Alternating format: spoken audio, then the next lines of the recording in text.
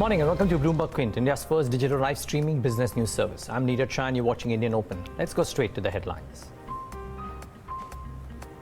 Lok Sabha passes the Citizenship Amendment Bill amidst fierce opposition. 311 members voted in favor of the legislation while 80 voted against it. States recommend removing exemption offered on various goods and increasing compensation cess as a suggestion to central government's query on how to increase GST collections. The Yes Bank board will meet today to approve the proposed fundraising plan. Bloomberg News reported on Monday that the $1.2 billion offer from Irving Singh and SPGP Holdings is likely to be rejected. And the World Anti-Doping Agency imposes a 4-year ban on Russia from global sport for manipulating laboratory data on dope tests. Russia will miss next year's Tokyo Olympics and the 2022 FIFA World Cup in Qatar. That's as big as it gets really from a sporting decision. But we are here to talk about business, so let's try and talk about that. World markets and how they are setting up and the news around the world more importantly. Now, are there some signs of a tariff deal that we've been talking about for the last few days getting reached? Now, what's happened, amidst other things, is the US Agriculture Secretary has said that China may be spared new tariffs on December 15. This is a statement by Sonny Perdue that came in yesterday, highlighted by websites, global websites and news channels across the world. Now, if this happens, and there's a few more talks, of course, China has said that they want less and less of US tech as well. So it's not all hunky-dory. But having said that, if we reach some bit of conclusion or some bit of telltale signs of a tariff deal coming in, then the world markets could take it positively. What is happening though in the intermediate period, that while the world markets are on tenterhooks, volatility across the world is moving up. Just take a look at what CBOE VIX has done or what India VIX is doing as well. Some sharp upticks that we're seeing in volatility across the world. In yesterday's session for us as well, VIX really shot up in trade. So the markets may have been flat yesterday, but Indian markets too, VIX shot up. But the globally, volatility is showing some signs of a pickup. And I think in today's session or the next couple of days, what will also add to the volatility is the trader expectation of what will come out of the Fed meet, if not in terms of a decision, then in terms of the language that the Fed chooses to use for the outlook for 2020. And I think that would be a key monitorable as well. So there is December 15th, there is also the Fed meet deadline, and of course for our markets a bunch of other things to monitor. Frankly, just look at the setup before we move on to the trade setup. Just look at the global setup. We're virtually doing nothing as far as the Asian screen goes. So Nikkei, Shanghai, Kospi, etc., all of them lying absolutely flat. The SGX Nifty indicates a start which is just about 13 odd points in the green. So don't expect too much of fireworks, but during the course of the day, expect some very, very strong intraday volatility. And which was the trademark in trade yesterday as well. Not very high gyrations, but we had gyrations. And at the end of it all, the bull's perspective would be that after 2 days of a decline on Thursday and Friday, the Indian markets ended off the day's lows, which might be considered a good sign. The issue to my mind was that the market breadth only worsened during the course of the day. Again, nothing too dramatic, about 0.75% down for the broader end of the spectrum, but the market breadth was about 2:3 in favor of the declines, and for better part of the day, it was almost even Steven. So the breadth left a bit to be desired. But I think the only hope to my mind was or is that Nifty IT, which was a big contributor to a corrective move yesterday, may not necessarily continue this. So there's resistance at that 100-day moving average from where Nifty IT corrected yesterday, in part due to what TCS did. The point is, it may not necessarily continue doing that in the session today, and therefore you might not have those negative contributions coming in from the IT pack in the session, and that is something that people need to monitor very, very closely. However, it's virtually impossible to predict what the index could do, so I won't do that. I never do that. Let's try and talk about stocks which could be active in the session today. First, the insurance companies and the APE growth for almost all of the insurers picked up quite strongly after 2 very tepid months. Each of these had reasons of their own. HDFC Life has this Jeevan Sanchay policy. SBI Life has pluses of its own. ICICI Prudential has launched a term plan with helping disabled people as well. So there's lots going, but all three have done very, very well for the month gone by. And I guess that the market would want to take this data positively. So let's wait and watch how these stocks react in the session today. Yes Bank, and the board meet today to evaluate bids. We already know from, if the Bloomberg News report yesterday came in that, the largest bid is likely to be rejected.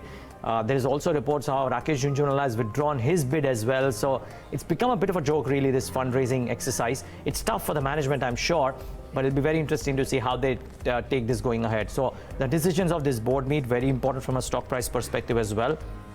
Hero MotoCorp, in line with positive data from autos continues. The fact that Hero has decided that they want to raise prices by rupees 2,000, not much, but from a two-wheeler perspective, pretty high.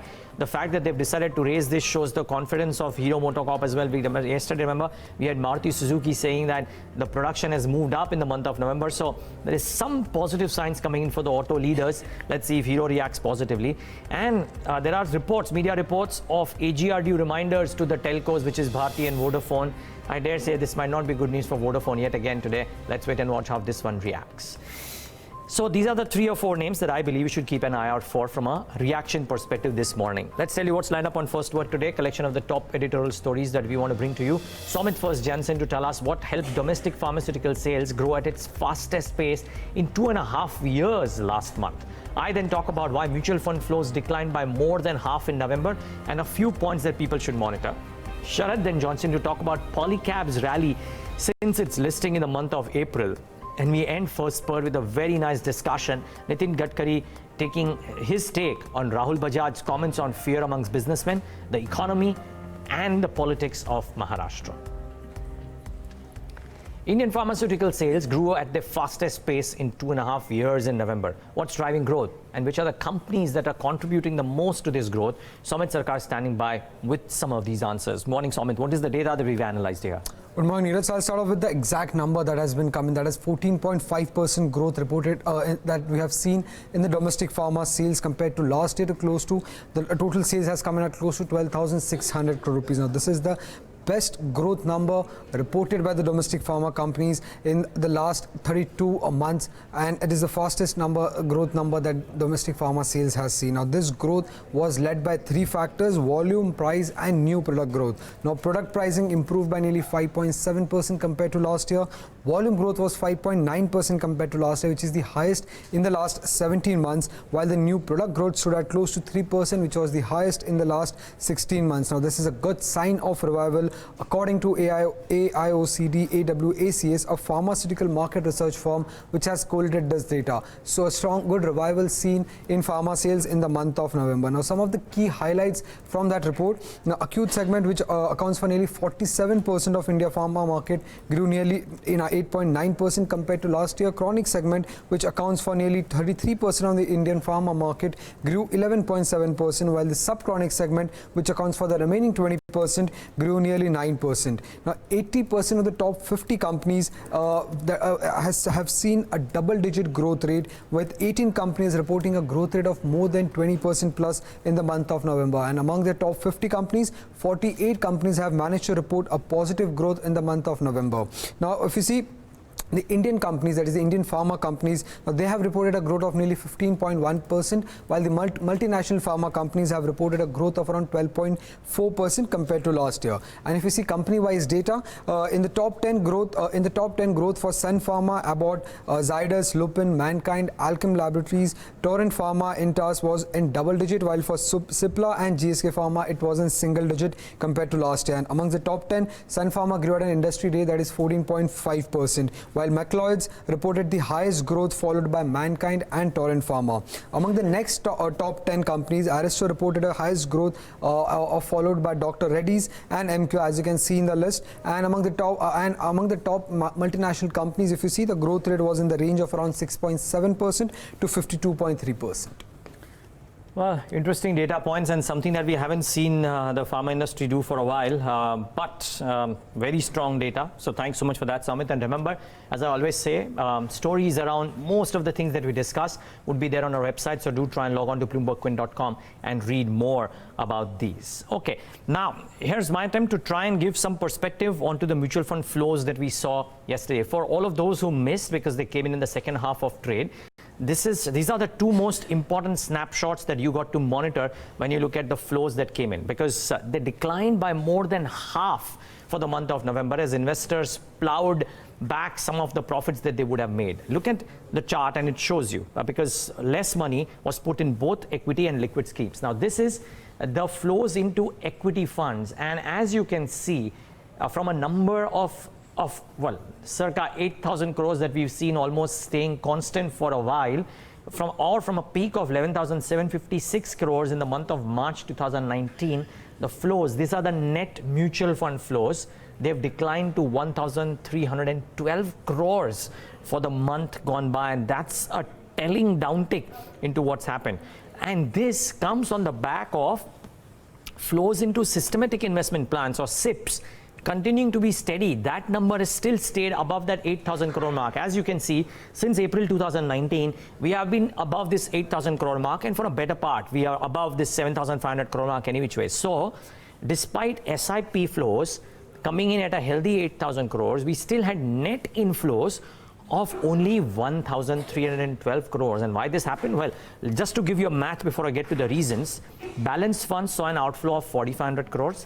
There is an inflow of about 1,300 crores. That means that it accounts for 5,800 crores of the explanation of where the SIP flows went. What is not there is the 2,500 crore differential between 80,200 crores, 8,200 crores of the SIP flows and the remainder. So that was the quantum of outflows that went out from mutual fund schemes, equity mutual fund schemes for the month gone by. Now, why has this happened? What is likely working against mutual funds in India? Now, one, that unlike the past, intermediaries, which is the independent financial advisors as well as bank intermediaries, because mutual funds are sold through bank branches as well, those intermediaries now have a lot more options besides mutual funds, because insurance and ULIP plans have made a comeback with a big way, in a big way. And the compensation structure for these intermediaries is skewed against mutual funds. Now, why do I say this is the question. Now, I spoke to a few intermediaries, 4 intermediaries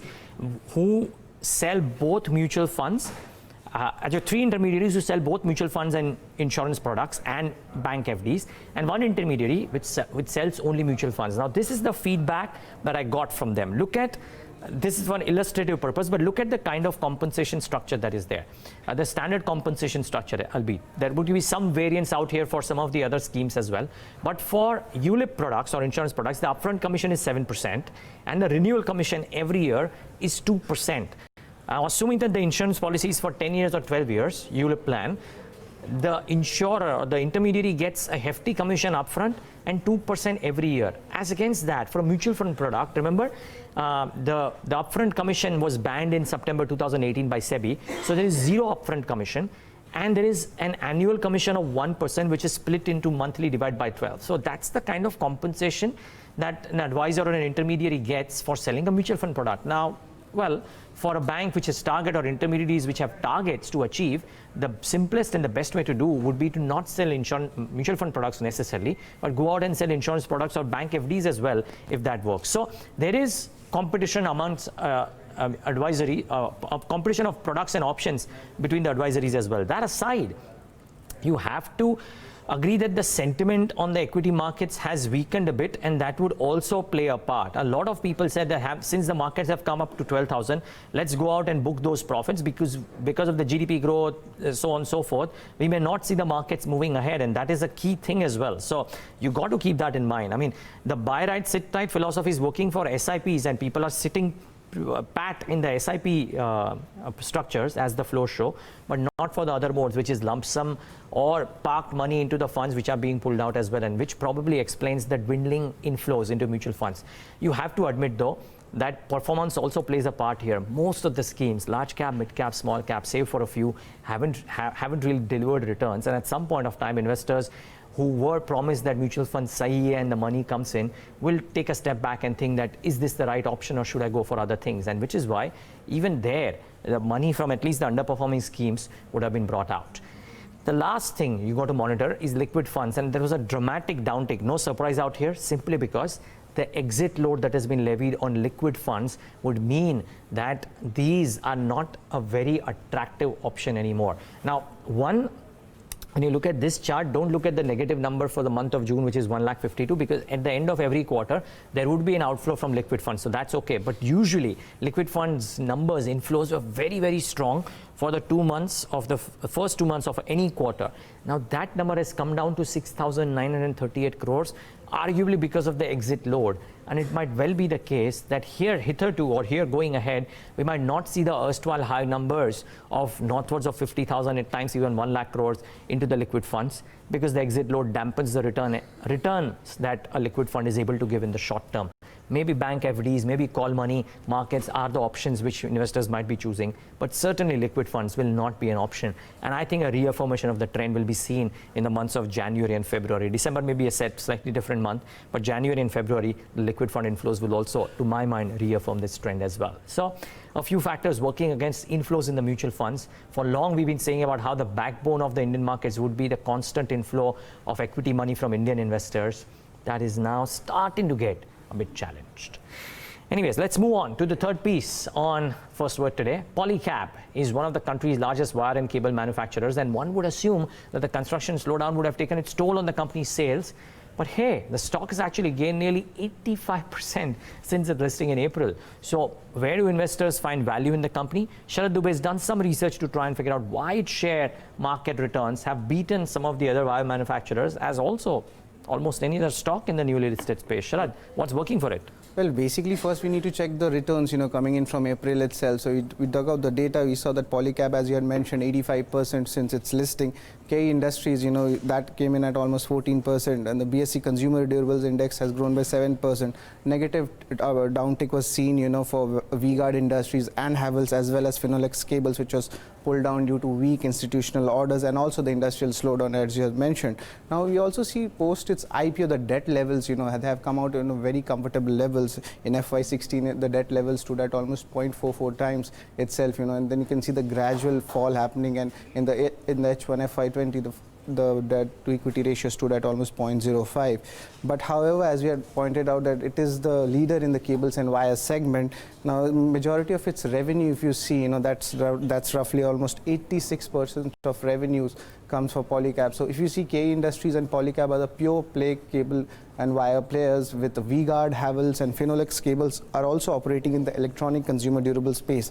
And Neeraj, one thing more I'd like to point out is, like, the company is enjoying a 12% overall market share, and in 18% market share the company is enjoying in the organized space itself. Now that brings us to the margins. What is the margin play is looking like, and this is relatively a good margin play the company is having, and it has been increasing at almost from 9.3% in FY16 and and going into almost 11.8% for the first half of this financial year.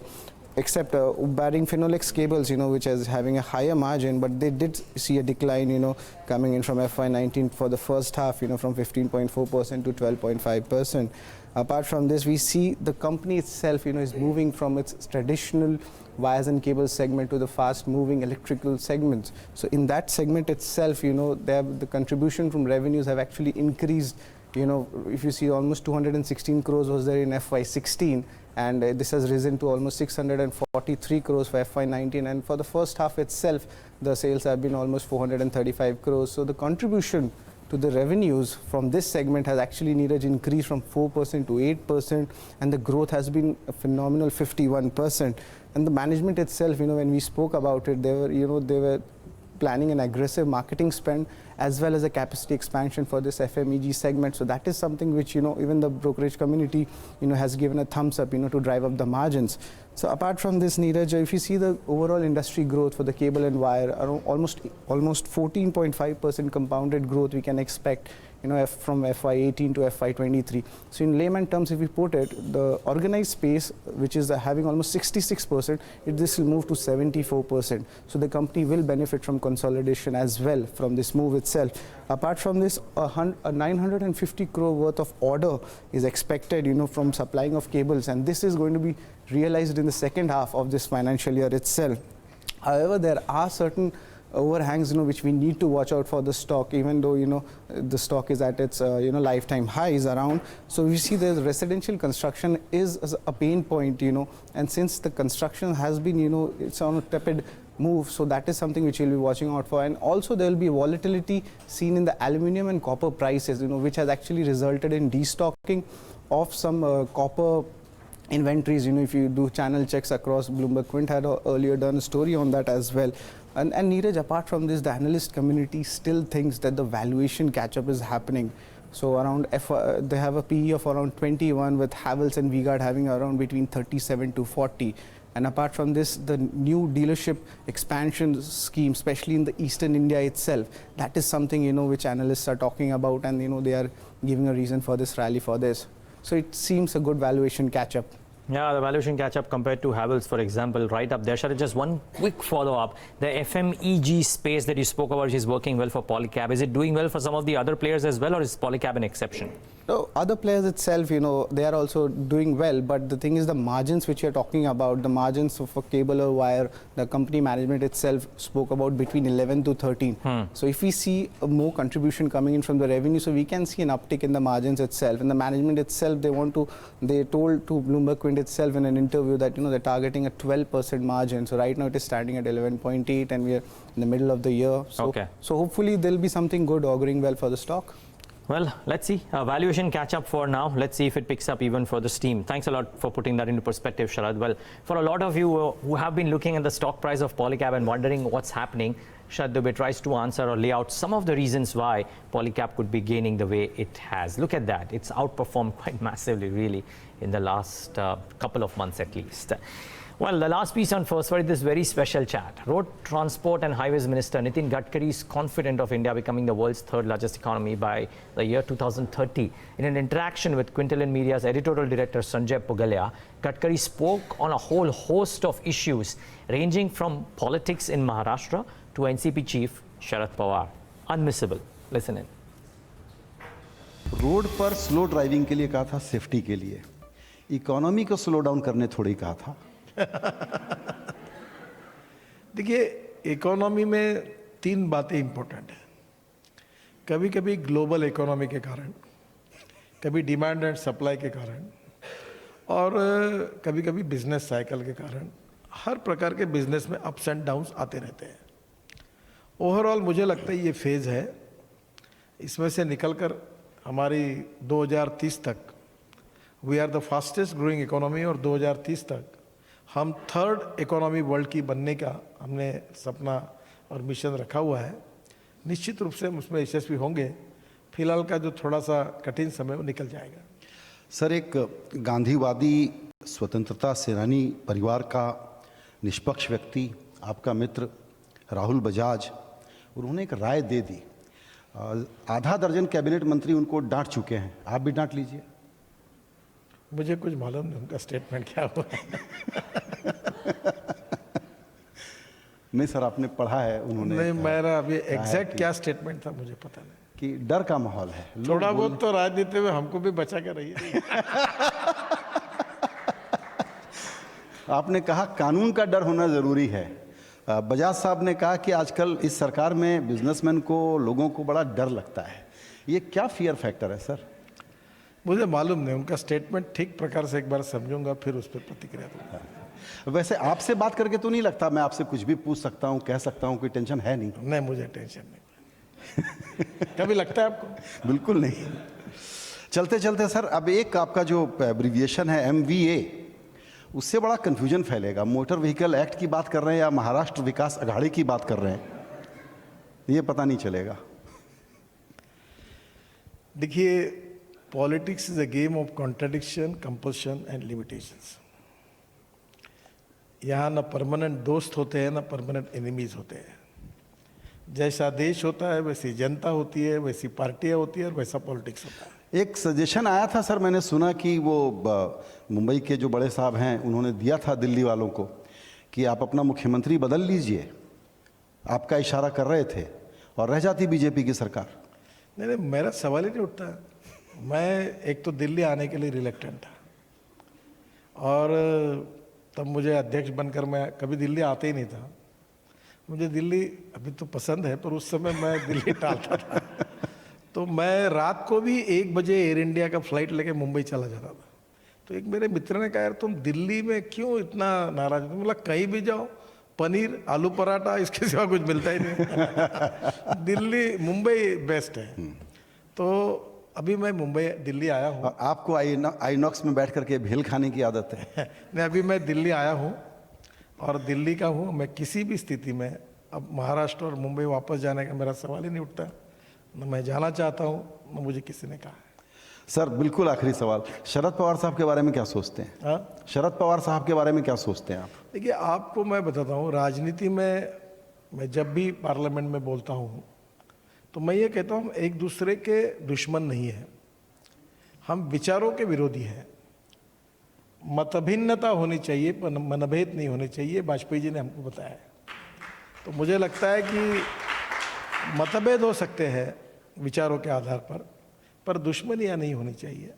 Sharad Pawar Maharashtra के हैं, मैं उम्र में उनसे बहुत छोटा हूँ और हमारे स्टेट के अभी टॉलेस्ट लीडर हैं। उनकी पार्टी अलग है, उनकी विचारधारा अलग है, मेरी विचारधारा और मेरी पार्टी अलग है। पर जब भी महाराष्ट्र के हित में और इसमें कभी भी बात होती है तो हम जरूर मिलते हैं, बात करते हैं। कुछ अच्छी बातें बता दे तो जरूर मैं सुनता भी।